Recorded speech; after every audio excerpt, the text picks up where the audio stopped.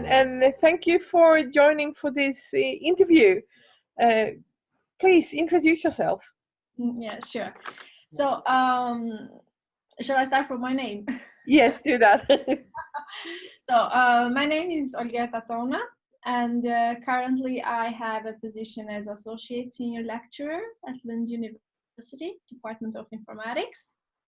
I have a master's degree on information systems, and after 2 years of working in industry at a telecommunication company, I decided to pursue my PhD studies, which I graduated 2 years ago. My research project back then was about the way organizations use data internally. And I focused on business intelligence systems. So basically, the systems are a broad category of applications, technologies, and processes which are needed to gather data from different data sources, store them to a certain data repository, and then after data analysis, they're supposed to help business users take quicker and better actions.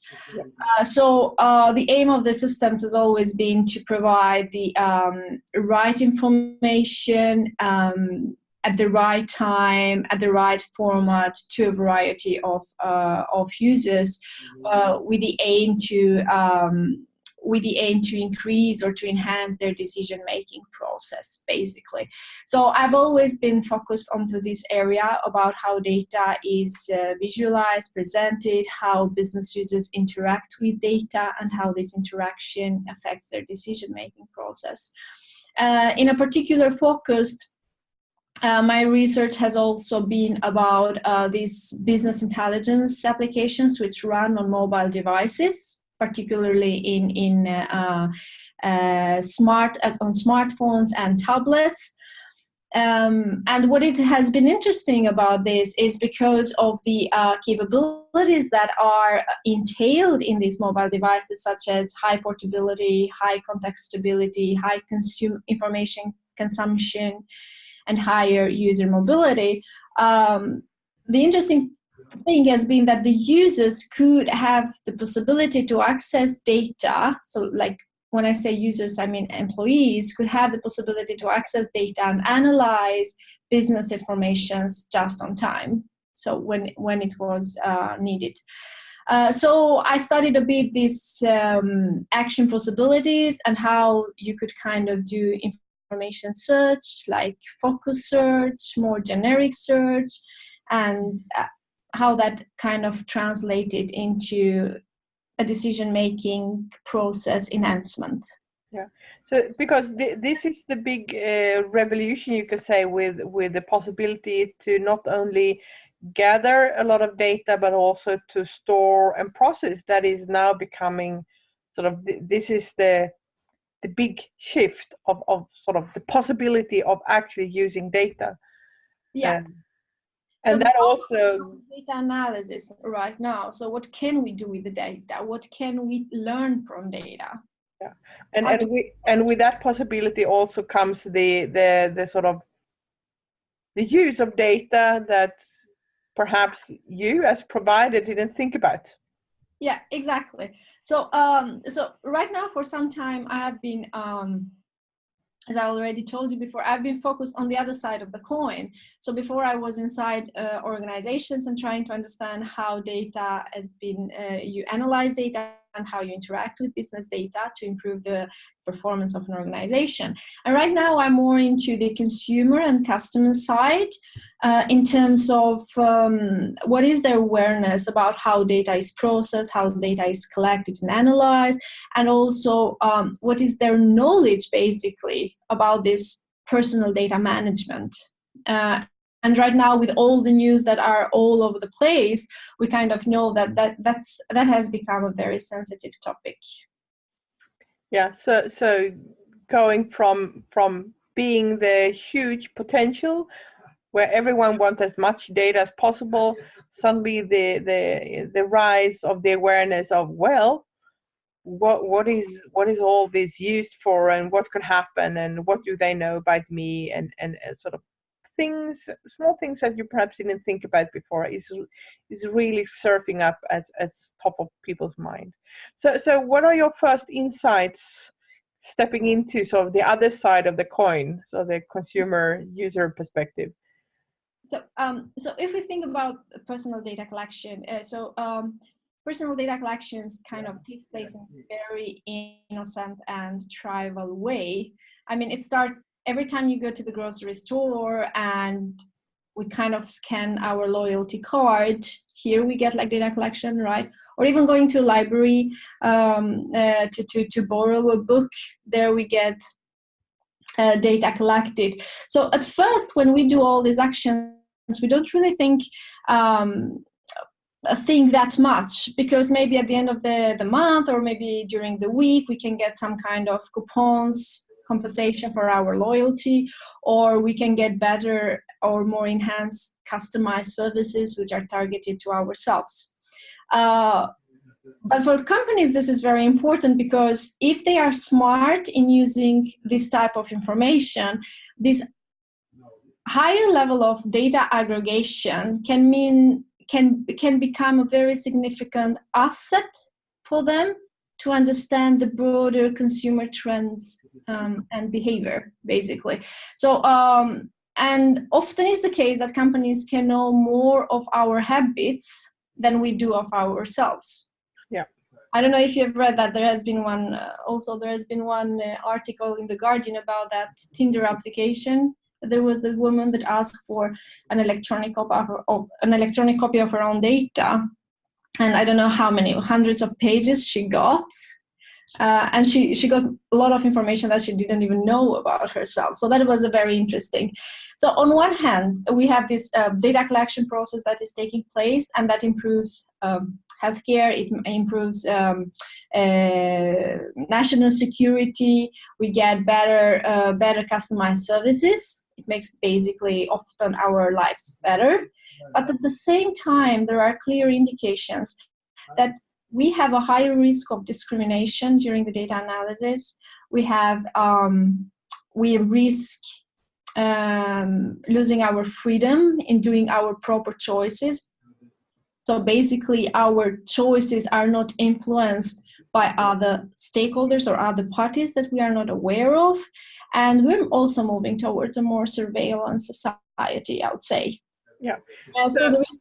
So on one side, you have the positive side of, yes, definitely, of actually using data for learning more and be better, and you can think on the positive side. It could be like, climate change, not wasting resources and all these kind of things. On the other side, it can be used for a lot of bad purposes and perhaps interacting on your private and personal life.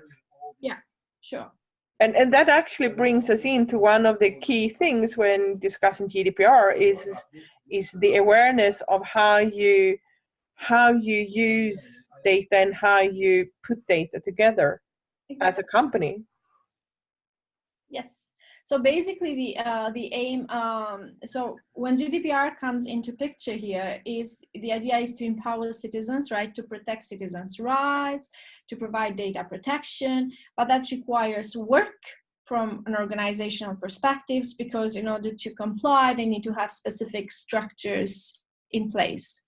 So GDPR is setting this legal parameters about this data protection, and we have seen quite a movement right now, especially in Sweden. I'm not sure about the other countries, but in Sweden, I mean, companies are really trying hard to have everything in place.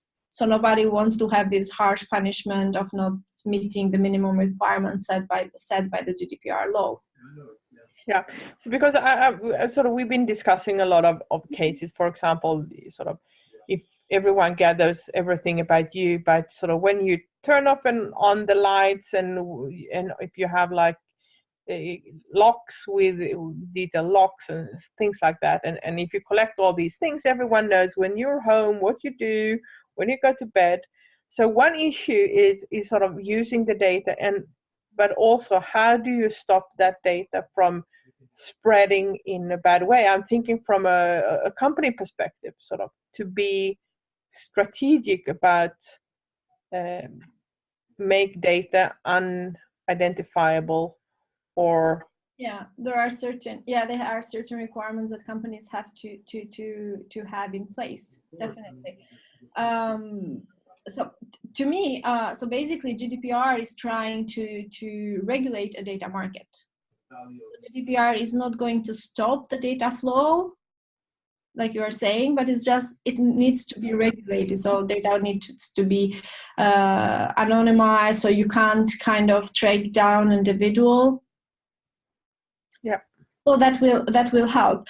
But where I am more interesting in this part, rather than from a legal perspective, my research interest is on how we kind of move a bit beyond meeting the minimum requirements or the minimum legal requirements of GDPR.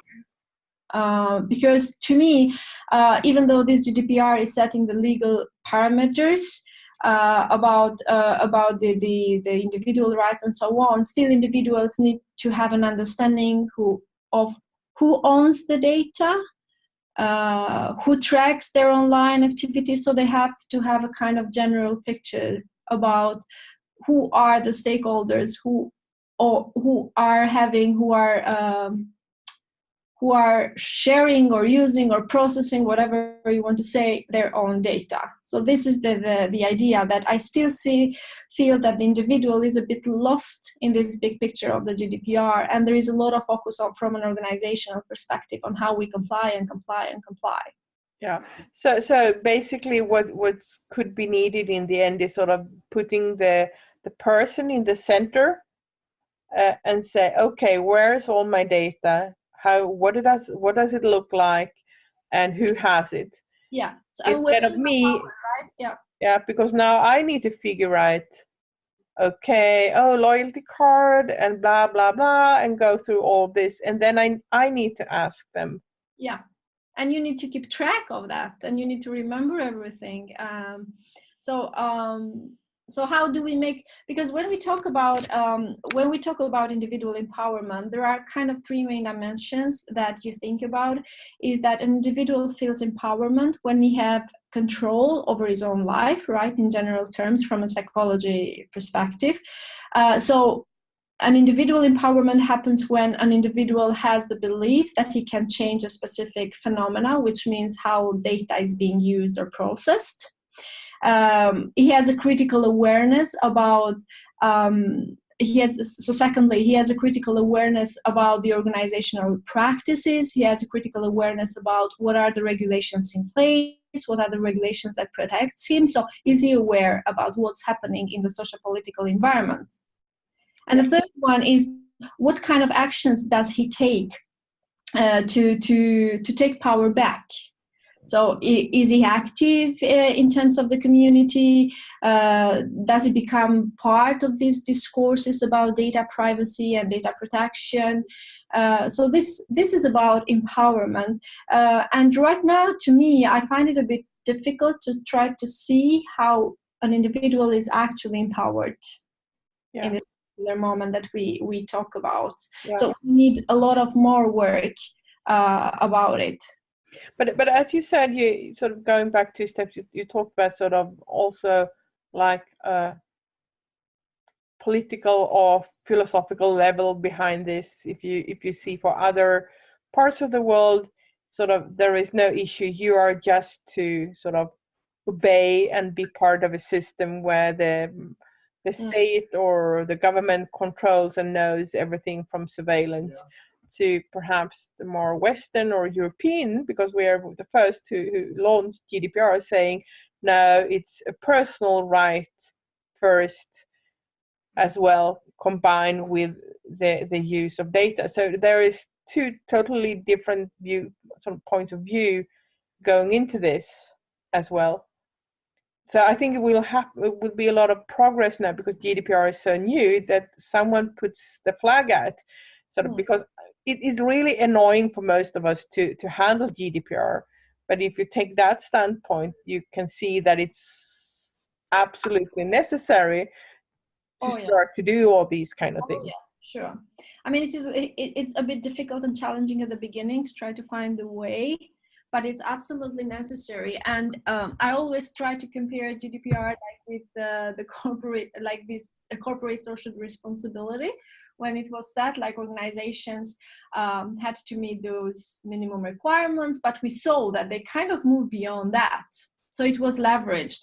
So to me, GDPR also represents an opportunity not only to comply to this specific anonymization and all these things that the law is dictating, but also for organizations is an opportunity to leverage their key, their key resources. It's an opportunity to look at their internal processes, to improve their internal processes, regarding their data process transparency, to improve their internal processes regarding the communication that they have with the individual when it comes to personal data management, because that will increase their status and reputation and will make it more a company that is exhibiting an ethical behavior, basically.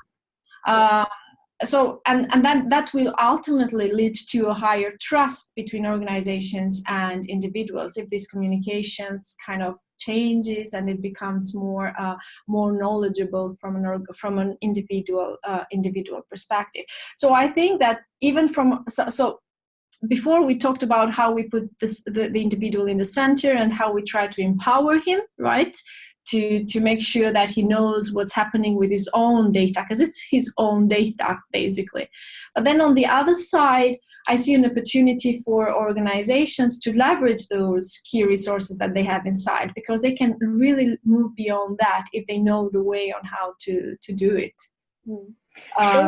Very interesting. And now you are working on putting together a new research project. Yeah. So we're trying to now do a research project about this, how to enhance and to enhance the communication between organizations and individuals, so that it's beneficial for both parties, for empowering individuals, definitely, but at the same time for individuals gaining a competitive advantage. Okay. Really interesting. And this is going to be sort of launched or set up during 2019 or something, if everything goes well. Everything goes well, yeah. Hopefully, we will roll out the project. We're just now doing this, putting things together and trying to set up the team to work. Yeah. And you have also been part of this work within Data. No, not really. Yeah, just checking. That was the business law. Yeah. So we will. So just in a sort of turning the pages to 2019, I think we will have to come back and see how things are further to keep this conversation going on and fill in more of your learning. So. Thank you for the interview, and we'll be, let's say, like it's like Terminator. Well, we'll be back. Yeah. Thank you.